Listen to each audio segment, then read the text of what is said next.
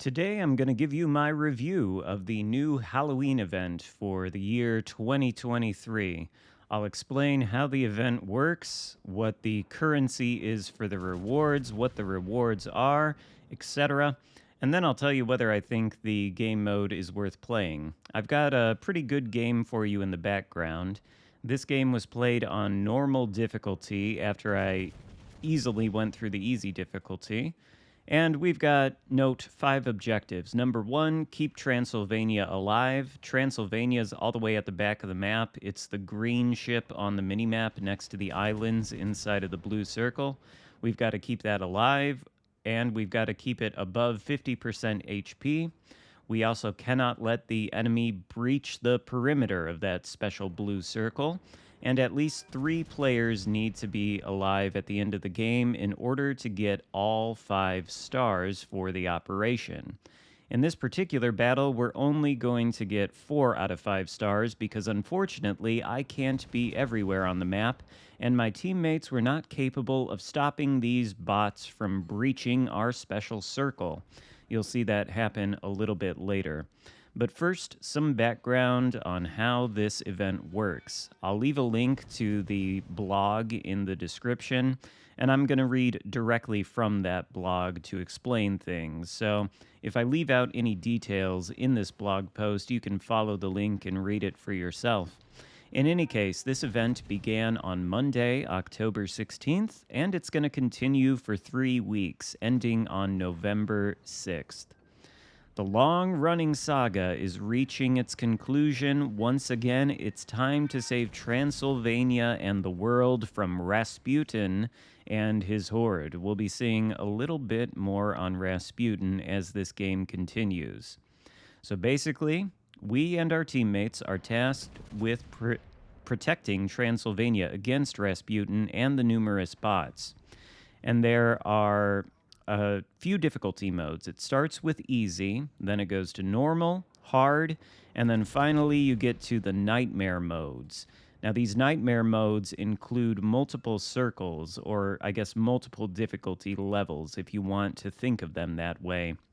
There are 9 circles to, I guess, match the 9 rungs of hell. And once you complete the 5th circle, you get a mystery prize. Now, the mystery prize is not specified in this blog post, but I think everybody knows the mystery prize is the Tier 4 USS Nicholas, Tier 4 American destroyer, which, as far as I know, is basically the same sort of class as the Farragut or the USS Hill that we already have in-game.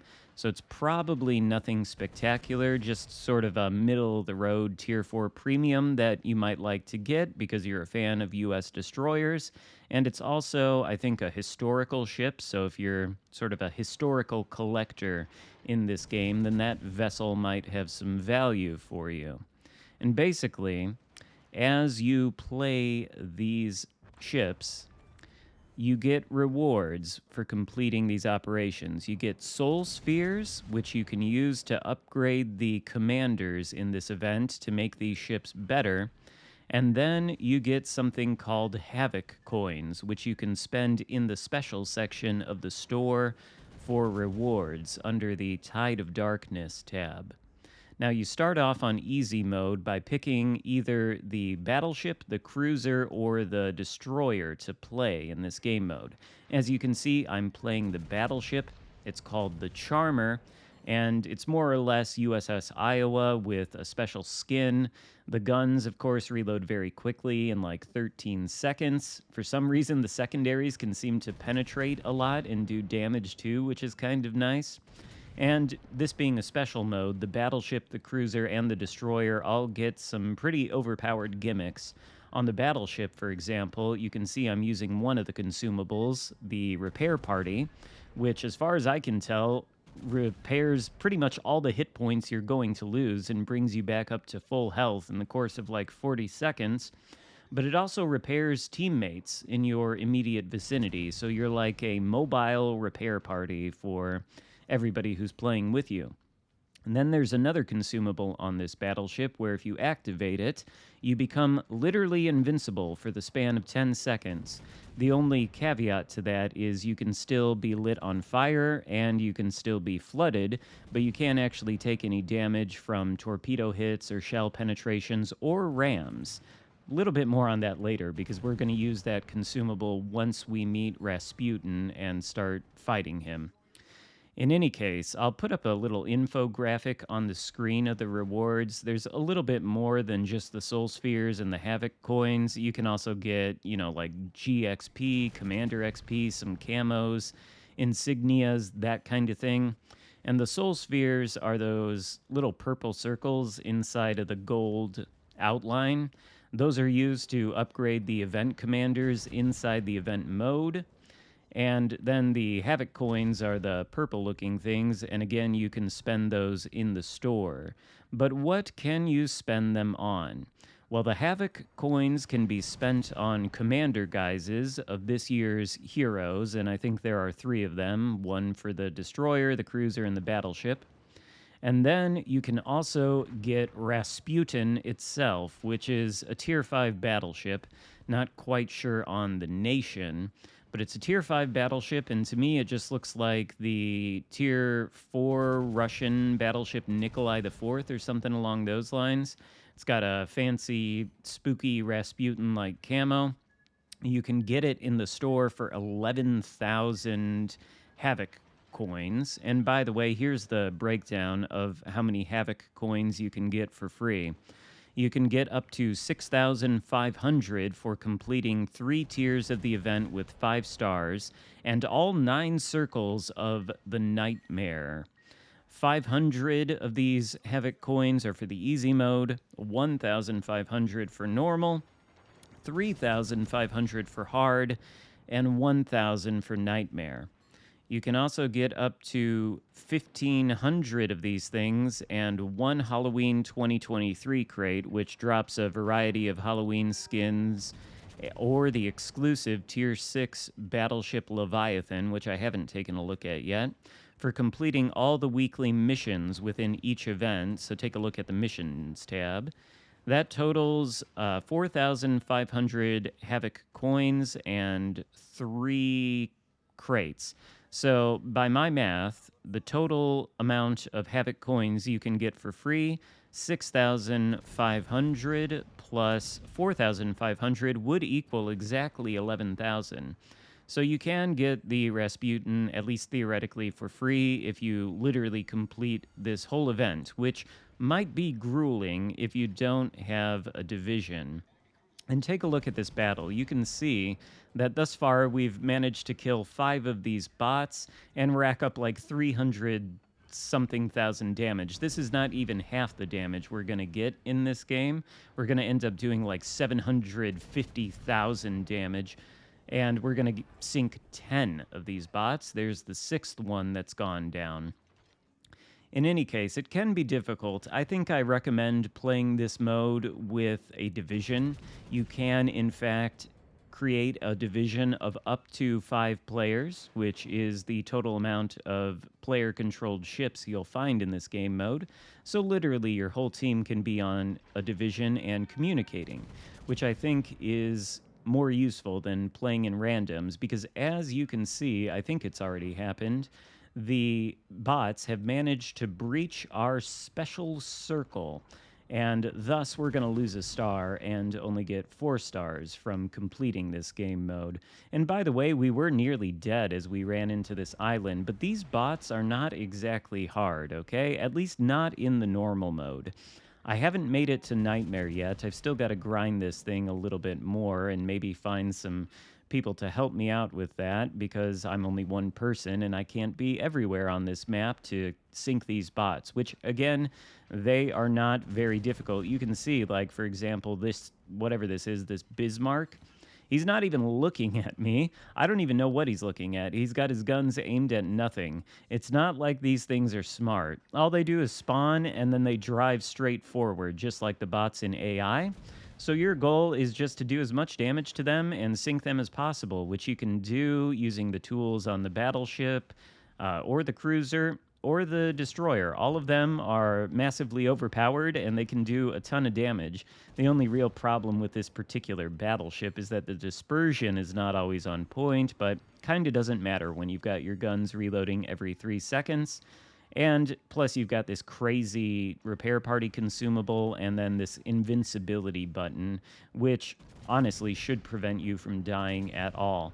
Although, even though these are dumb bots, there is sort of a strategy I've found that works. I don't think you want to be sitting inside of that capture circle where Transylvania sits. I think you want to push outside of it, as I've done, because the bots come in straight. And as we all know, World of Warships Legends is primarily a game about positioning, and the broader concepts of positioning still do apply to this game mode. After all, the bots are pushing straight in. So if you go forward and find literally any place on the map, you're going to have the broadsides of the bots as they push in. So ideally, I'm in my battleship. I'll go to the left side of the map. And if our other battleship wasn't, well, he's dead now, but if he wasn't just sitting there still bow tanking, ideally he would sail out a little bit into the right side of the map. And then I would shoot the broadsides of all the ships coming in on the right side. He would shoot the broadsides of all the ships coming in on the left side. And these guys would never get close to Transylvania or the capture circle so long as the cruisers and the destroyers are sailing around, launching torpedoes and dealing damage with their guns and that kind of thing. I think that's sort of the basic strategy for this game mode. You guys can let me know in the comments if you think anything different, but I think sitting still and bow tanking, especially in this battleship, is about the most useless thing you can do.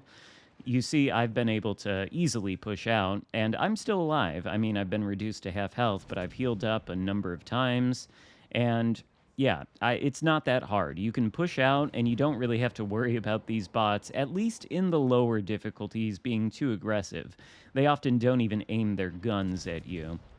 And as you can see, you can rack up a ton of damage, which is really, really fun, to be honest with you. It's not like these are challenging bots or anything. They're mostly just damage pinatas and, like, bullet sponges.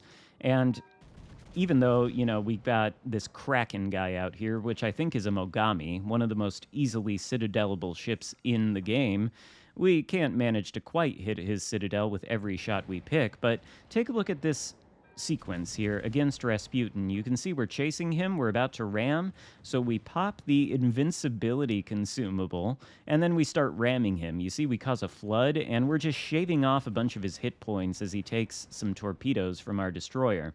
We manage to turn out of the ram just as the consumable ends, so we don't actually end up losing any health. And now Rasputin is below half health, but of course, we do need to pay attention to what's going on, because the primary goal is to protect Transylvania, which is sitting there against the island, and we've got that Mogami thing headed straight toward it, so he's going to start shooting at the Transylvania any second now and start removing the hit points. We've already lost 1 star, so we don't want to allow the Transylvania to be reduced below 50% HP, otherwise we'll lose 2 stars, which means we've got to ignore Rasputin and let our teammates deal with him as we try to take out this Xarkun guy, which is not working too well for us. He's going to start shooting Transylvania now. And, well, we're going to be able to take him out. Maybe with this salvo here. Dispersion does look good. Do we hit the Citadel? Yep. And now he's almost dead. He is shooting the Transylvania, but it doesn't look like there's really any danger of the Transylvania being reduced to half HP. Rasputin's down. Teammates are shooting at the Xarkun guy. We take him out. That's our 10th kill of the game. And we've done 746,000 damage, which is the most damage numbers I've seen in any sort of special operation mode that I've ever participated in. So honestly, that was pretty fun to rack up those 10 bot kills and this amount of damage. And this was on the normal difficulty, by the way. I still haven't played the nightmares. I assume they're harder, but I think the increased difficulty simply amounts to more bots pushing straight forward. So it's like more targets for you 5 ships to shoot at. In any case, I highly recommend giving this mode a try with a division. I think if you do it in randoms, like I tried doing it, you're going to be disappointed when you lose a star, even though you really shouldn't have had to lose a star. But you can still do quite a bit of work as a solo player in this. You see, we're far and above the rest of our team with the kills that we got there. It's not that difficult, and it's a fun diversion from random, standard battles. So I recommend checking it out. Maybe the ships are good too. We'll take a look at the Rasputin and the Leviathan in the coming days and get some videos up on those. In any case, I hope you enjoyed this video. If so, give it a thumbs up, consider subscribing if you haven't already, and I'll see you next time. Goodbye.